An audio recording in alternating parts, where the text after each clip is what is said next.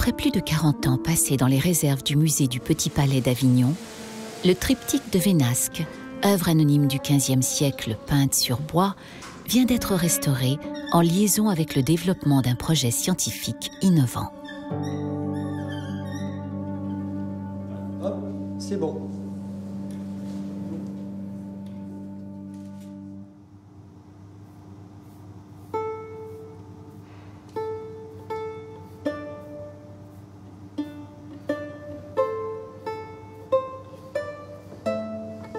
Deux autres œuvres du XVe siècle, une sur bois et l'autre peinte sur les murs d'une chapelle, ont accompagné le triptyque de Vénasque dans un travail interdisciplinaire réunissant historiens d'art, conservateurs, restaurateurs du patrimoine et des scientifiques venus de multiples disciplines. Ensemble, ils vont collecter et réunir une multitude d'images et d'informations sur ces œuvres pour les fusionner au sein d'une plateforme informatique à l'adresse des professionnels, mais également d'un public plus large. À terme, une nouvelle manière d'appréhender le patrimoine. Ce projet s'appelle Fiat Lux, du latin « que la lumière soit ».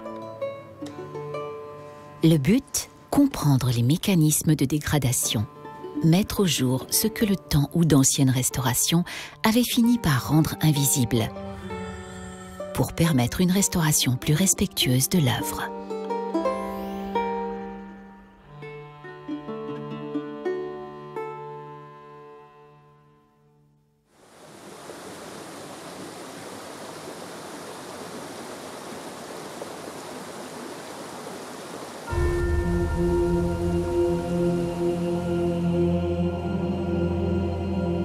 La chapelle Sixtine des Alpes-Maritimes. C'est le surnom donné à Notre-Dame-des-Fontaines, une chapelle isolée de l'arrière-pays niçois, sur la commune de la Brigue.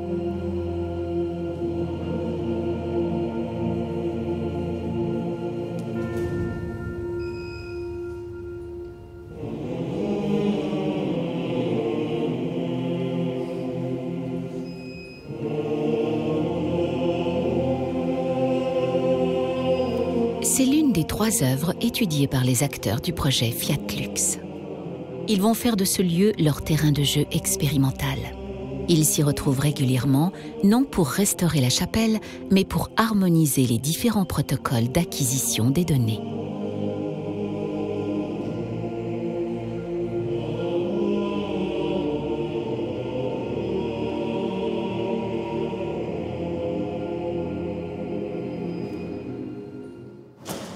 L'idée, c'est de créer une plateforme informatique interactive dans le temps et qui permet de travailler aussi bien sur des données des archives anciennes que sur les données acquises grâce aux appareils scientifiques que l'on a actuellement et même dans le futur.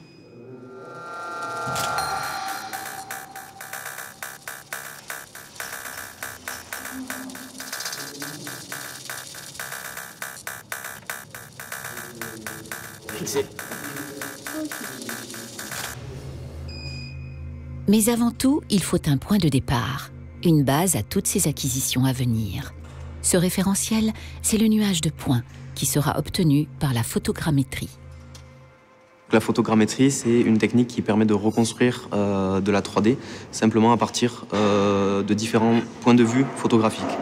Le principe est simplement d'avoir un recouvrement entre deux ou plusieurs photos et le final, on obtient un nuage de points où en fait chaque pixel, au lieu d'être dans un espace 2D, est référencé dans un espace 3D. C'est comme si on avait une photographie en 3D et qui permet donc de voir les changements morphologiques.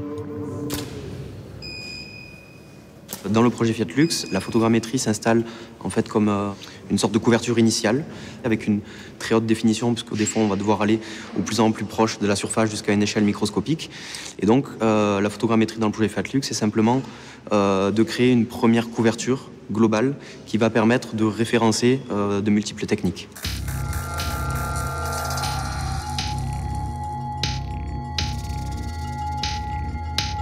Le point de départ du projet était de trouver le moyen d'enregistrer la position dans l'espace de toutes les observations que les experts font sur ces œuvres.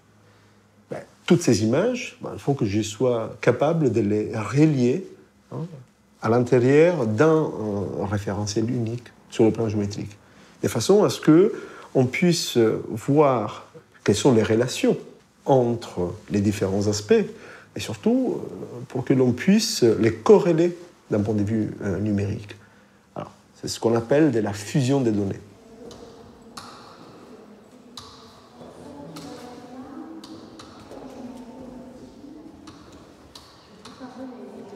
Un autre système d'imagerie va nous permettre d'aller plus loin et de saisir le relief de la surface de ces œuvres.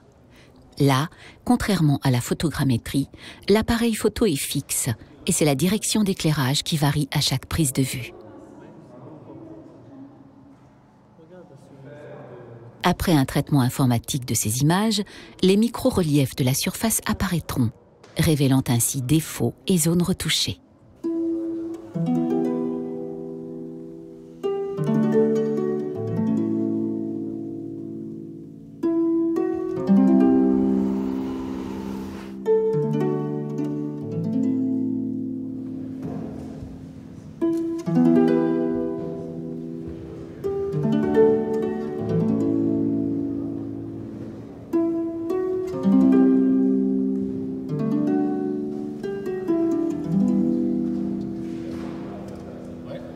On va s'intéresser à quelques endroits qui ont déjà été étudiés par nos collègues par d'autres techniques.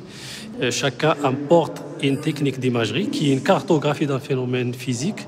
Et l'ensemble, chacune de ces techniques d'imagerie, il va nous donner qu'un aspect de l'objet. Et c'est pour ça qu'on est ensemble ici, c'est pour fusionner les protocoles d'acquisition, se mettre d'accord pour, OK, moi j'ai besoin de ça pour intégrer les données, toi tu as besoin de ça pour faire ton travail, donc il faut qu'on trouve un point commun pour être capable de rassembler toutes ces données ensemble. Ouais, mais il y a la fissure, enfin, tu vois, il y a ça aussi. Ouais, mais c'est comme c'est trop et qu'il ne veut pas travailler, la fissure, il a descendu jusque-là, il y a la partie réagrée qui est là. À proprement dit, ce n'est pas vraiment une réalité virtuelle, ça serait, mais le terme pas tout à fait exact, ce serait quasiment une sorte de réalité augmentée, puisqu'on va mettre dans ce système des informations sur la chimie, sur la physique des matériaux, qu'on ne peut pas avoir autrement qu'en utilisant des appareils de laboratoire et d'analyse. Et donc, on va avoir une autre dimension d'approche, mais en allant plus loin que ce que l'on peut voir réellement et visuellement.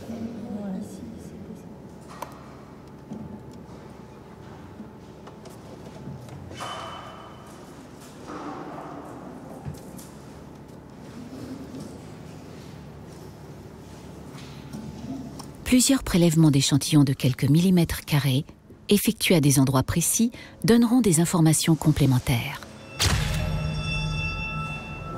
Et il n'y a pas de repeint dessus? Ah bah si, ça c'est bien. Il y a des plein de repeins. repeins. Ce qui est intéressant, c'est de taper sur les deux. Ici, là. D'essayer de comparer les deux. Ouais. Sur la fresque appelée « Les reproches à saint Thomas », un spectroscope sur plasma induit par laser va permettre de distinguer les peintures d'origine des repeints et surtout de connaître les éléments chimiques qui composent la matière picturale. Le vert clair, on est sur l'original. Ça donne l'impression une terre originale. On est... C'est une technique qui consiste à focaliser un laser impulsionnel de quelques nanosecondes sur une surface et on va créer un plasma, c'est-à-dire une petite étincelle. On va récupérer l'émission optique de cette étincelle, on va envoyer cette émission optique à l'intérieur d'un spectromètre, on va séparer en longueurs d'onde, des longueurs d'onde discrètes qui vont être représentatives des atomes qui étaient présents au niveau du plasma et donc au niveau de la matière. Bon, c'est bien de vérifier aussi parce que j'ai pas fait de prélèvement dessus. Donc... 3, 2, 1. Ici, on va pouvoir rentrer petit à petit à l'intérieur du matériau, vaporiser un petit peu de matière et grâce à ça, caractériser correctement les éléments qui sont présents. Et puis un deuxième élément qui est fondamental et qui en fait une des principales forces de cette technique, c'est qu'on est capable de détecter tous les éléments du tableau périodique de Mendeleïev. J'en ai enregistré 10. Ce que je vais faire 5 tirs pour rentrer un petit peu dans le matériau parce que sinon on va avoir du mal à faire une différence. Ouais, là il y a quelque chose qui sort, qui est plus la même. Donc il y a une charge. Donc je vais enregistrer celui-là. Là on est dans quelque chose qui effectivement fait ressortir très certainement un petit peu d'oxyde de fer. J'ai fait 17 mesures et on est allé analyser le bleu du ciel. Et si vous regardez le spectre, on va voir apparaître 2 pics ici qui sont caractéristiques, que je peux aller repérer grâce à une base de données. Ici, je sélectionne le cuivre et vous voyez que ces pics-là, qui sont présents au niveau du ciel, caractérisent le pigment azurite qui a été employé pour réaliser cette couleur dans le cadre de cette peinture murale.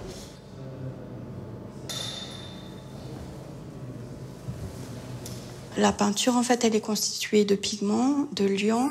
Elle est appliquée sur un support. Il peut également y avoir des charges et des produits de dégradation qui sont formés ou des produits de restauration qui sont appliqués par la suite. Moi, avec mes analyses, je vais avoir des analyses moléculaires. Donc, je vais pouvoir dire si j'ai un carbonate, un sulfate. Je vais pouvoir identifier des liants organiques.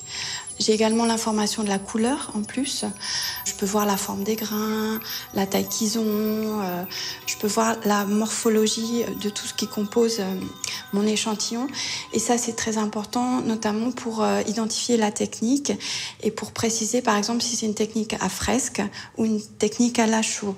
On a plus d'informations, en fait, sur la technique d'exécution du peintre.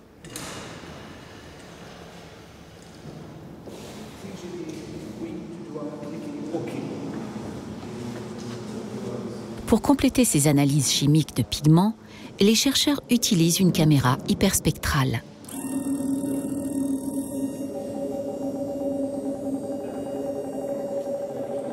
Cette technique non invasive permet d'analyser une grande surface très rapidement et de fournir une information spectrale qui identifiera un matériau, cela pour chaque pixel choisi dans l'image. Nous avons ici l'image et pour chaque point, nous avons une spectre.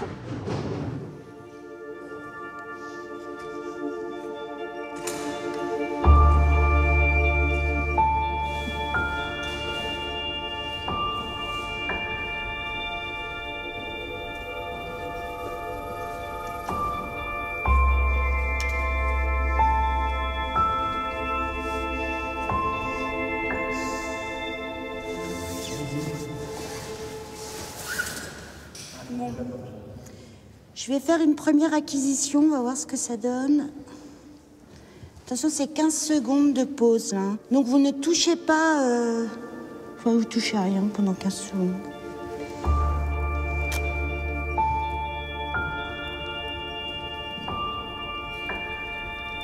La composition des matériaux va faire que ils vont émettre une fluorescence différente en fonction de leur composition. La photographie en fluorescence sous ultraviolet permet de caractériser les différences ou les similitudes de certains matériaux sensibles à ce rayonnement. Ainsi, elle a permis de comprendre comment était le motif original sur la tunique de Saint-Pierre.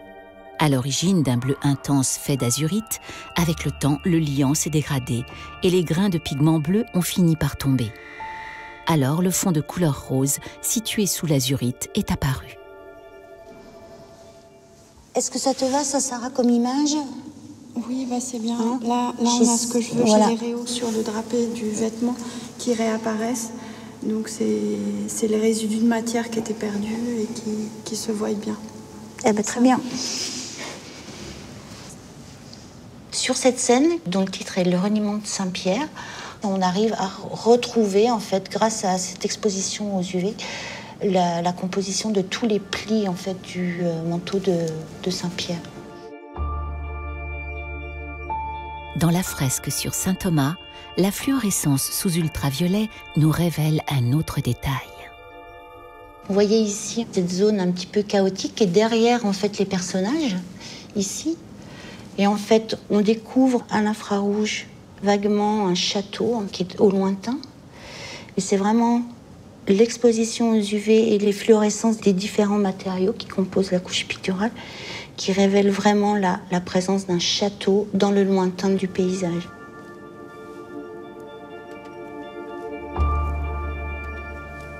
Pour intégrer toutes ces différentes sources, les scientifiques s'inspirent de techniques habituellement réservées à la cartographie. On est, pour prendre un parallèle, sur un système qui est de type SIG, c'est-à-dire un système d'information géographique. Système d'information géographique, on le comprend bien à l'échelle de la planète, à l'échelle d'une ville. on comprend ce que ça signifie, c'est-à-dire on localise des choses, on les positionne, on donne des caractéristiques.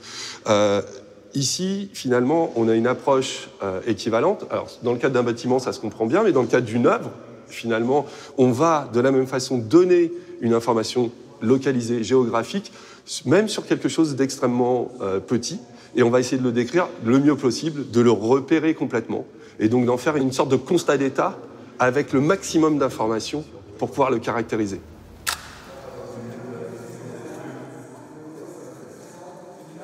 Ce processus de modélisation numérique la plus complète possible est un processus dynamique. Le patrimoine évolue tous les jours. Il est dans un certain état aujourd'hui, il sera dans un autre état dans 10 ans, dans 50 ans, dans un siècle. Et donc le but de ces recherches va être aussi progressivement d'accumuler l'ensemble des informations que l'on arrive à récolter aujourd'hui, dans le futur, mais on peut aussi envisager de remettre les informations qui ont été recueillies dans le passé. Dans le cadre de ces peintures de l'église de la Brigue, imaginez de reprendre des vieilles photographies. Et de là, grâce à des outils informatiques, de comparer et d'évaluer l'évolution de ces peintures de manière à mieux les connaître et de manière à mieux les conserver.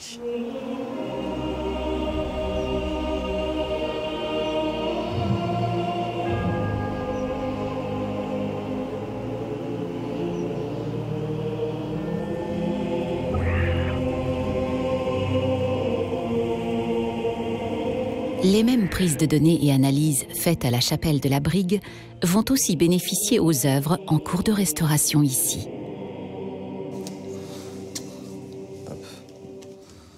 Les chercheurs développent, adaptent et mettent au point des appareils sur mesure et à moindre coût pour scruter les micro-reliefs de la surface picturale, comme à la chapelle de la Brigue.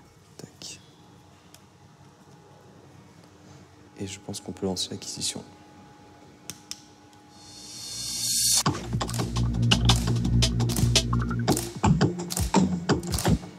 Ici, des endroits clés du triptyque de Vénasque sont photographiés 48 fois avec des directions de lumière à chaque fois différentes.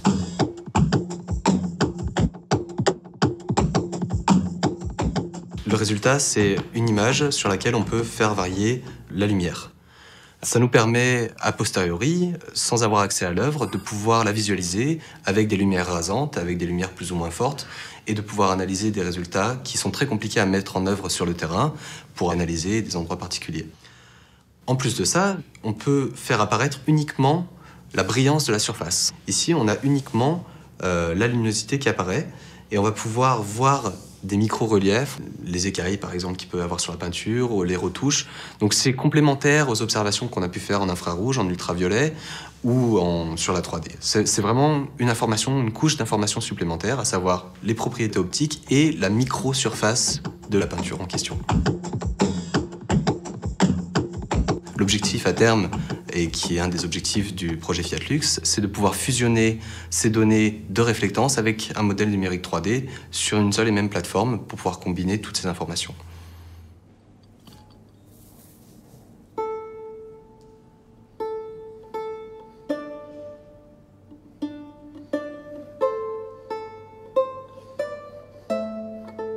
Les scientifiques nous apportent énormément. Ils confirment réellement nos sensations, notre observation, et nous permettent de comprendre un peu mieux la technique, de nous expliquer certaines altérations et de bien choisir aussi notre restauration. Elle s'écarte progressivement, non? Ici, voilà. On se touche là et elles se touchent là et elles repartent comme ça. Oui, c'est très possible. Des morceaux de la couche picturale originale qui avait disparu ont été réintégrés en 1941 par le restaurateur de l'époque, Lucien Aubert. Cette ancienne restauration est maintenant améliorée et nécessite parfois quelques corrections. Peut-être qu'Aubert, là, il s'est trompé. Il a descendu le drapé rouge jusqu'ici. Oui. Est-ce qu'il vaut mieux pas faire le retour du drapé vert, là, ici, à l'intérieur, et le pli qui part là? Je pense que c'est beaucoup plus plausible, c'est beaucoup plus dans la vérité du dessin du peintre. Il faut faire ça, il faut le monter, il faut le corriger. On adopte la technique de la réintégration par trait, qui correspond à un choix de restauration discrète. La continuité de lecture sera préservée, mais les parties restaurées se distingueront des parties originales. On voit le trait quand on regarde l'œuvre, et lorsqu'on se tient à distance, à 50 cm, on ne voit pratiquement plus la différence. C'est une œuvre qui a énormément vécu, c'est une œuvre qui a subi des dégâts d'eau importants, c'est une œuvre aussi qui, dès le départ, peut-être n'était pas faite pour traverser les siècles. Là, tu as un reste du doigt qui est ici, du petit doigt. Ouais, complexe, très complexe. Restaurer une œuvre, pour nous, c'est énormément de réflexion, de compréhension de l'œuvre, de compréhension de l'époque aussi, et de pouvoir redonner une image à l'œuvre, mais surtout de respecter son vieillissement, son passage dans le temps, et de lui permettre de pouvoir encore vivre longtemps, mais surtout, on est à l'extérieur de l'œuvre, et on travaille pour l'œuvre et pas pour nous.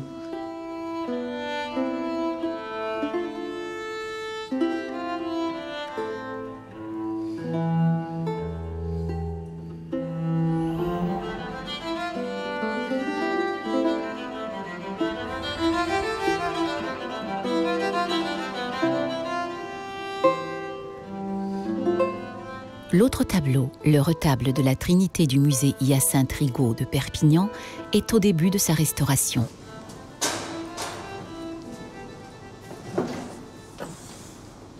La couche picturale étant intimement liée à son support, les deux restaurations se déroulent simultanément. Les anciens mastiques dégradés sont retirés. En les remplaçant, l'ébéniste en profitera pour réajuster les panneaux. Et au niveau de la planéité, tu joues sur la planéité. Moi, je vais trouver un compromis parce que si tu as une déformation en opposition, Sylvia, oui, comme c'est ici, là, ouais. voilà. Là, ouais. par exemple, cet endroit, il ne faut pas qu'il vienne trop en avant. Et je vais faire ça pour cette zone-là aussi. Tu vois, je vais ramener un petit peu cette planche ou celle-là. Mais bon, je ne vais pas pouvoir ramener la planéité sur toute la surface du tableau. Ce n'est pas possible.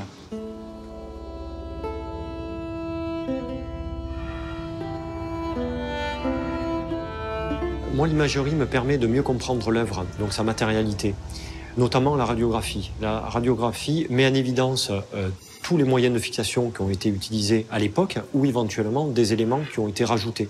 Comme on le sait, tous les éléments métalliques réagissent aux rayons X. Donc moi, là, je vois des clous, je vois éventuellement des vis qui ont été rajoutées pour consolider la fixation des traverses originales sur le support original. Je vois aussi des bouchages d'anciennes fixations, donc ça veut dire le positionnement par exemple des traverses, où elles étaient à l'origine. Donc pour moi c'est effectivement extrêmement utile et ça me permet de gagner du temps donc, pour faire mon diagnostic et bien évidemment ma proposition d'intervention.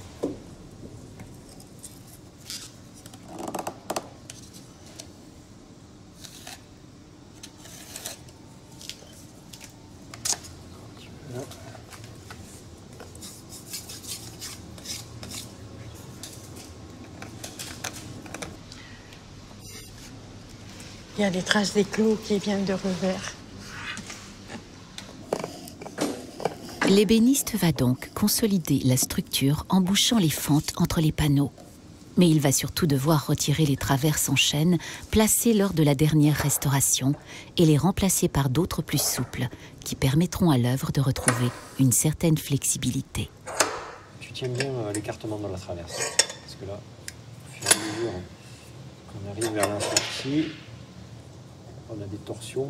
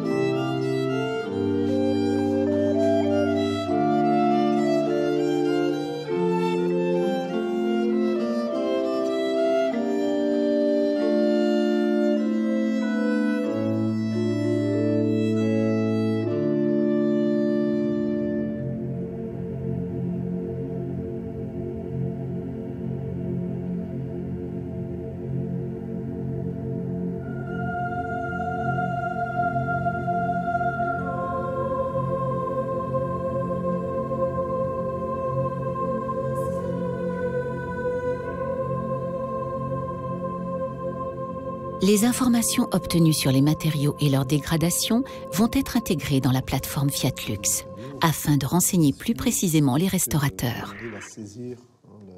De même, leurs interventions seront répertoriées dans la plateforme.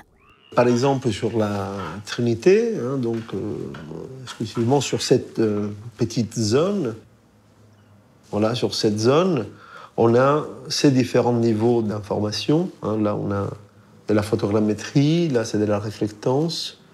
En fait, l'objectif étant que pour chaque pixel d'une image, ensuite, on peut cumuler, on peut superposer les valeurs provenant de toutes les autres acquisitions, des informations de type colorimétrique, de type géométrique, des descripteurs morphologiques, c'est-à-dire des analyses que nous faisons de cette géométrie pour essayer d'en ressortir les caractéristiques formelles.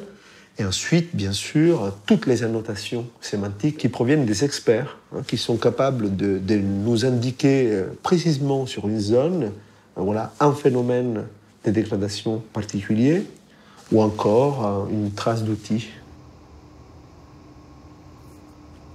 Il faut bien comprendre que l'objectif est vraiment de créer un pont entre une dimension physique de l'œuvre, qui restera le support d'observation privilégié pour tous ceux qui s'y intéressent, et une dimension numérique qui a la capacité de conserver l'information qui est produite par les acteurs qui observent l'objet.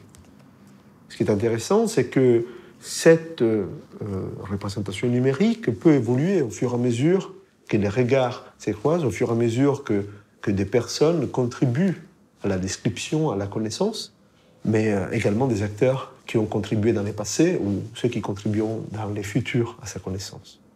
On développe ce type d'outils parce qu'on se rend compte que après 150 années de travail en termes de conservation au niveau français, les interventions arrivent d'une manière périodique, tous les 20, tous les 30 ans, et donc il faudrait essayer de trouver des solutions qui soient plus pérennes pour mieux sauver les œuvres d'art, parce que quand on intervient sur un bien culturel, à chaque fois, on met l'objet dans un certain risque lié à une intervention, à un nouvel état d'équilibre que l'on définit.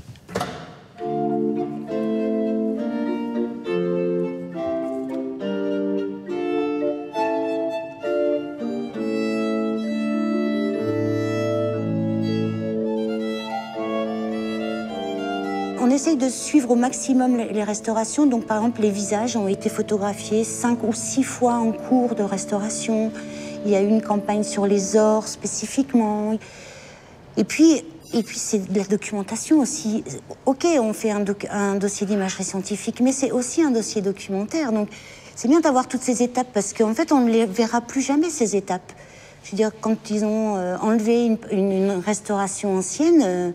OK, on a la restauration ancienne, on va avoir la nouvelle restauration, mais qu'est-ce qu'il y avait entre les deux? Donc c'est bien de documenter tout ça et ça raconte une histoire.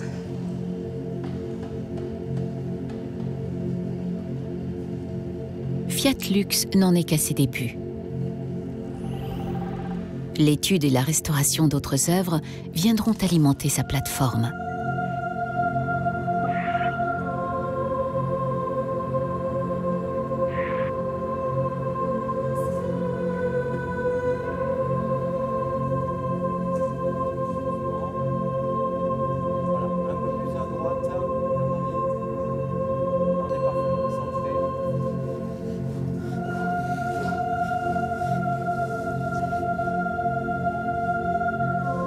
C'est parfait.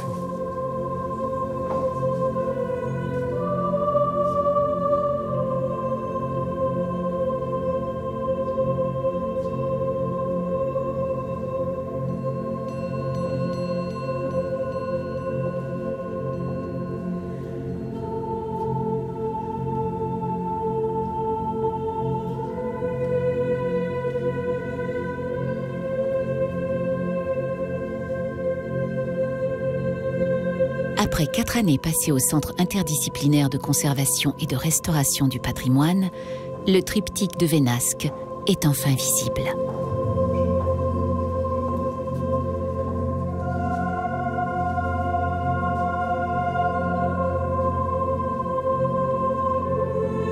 Le public va pouvoir admirer l'œuvre restaurée, tandis que son double numérique, lui, commence sa vie.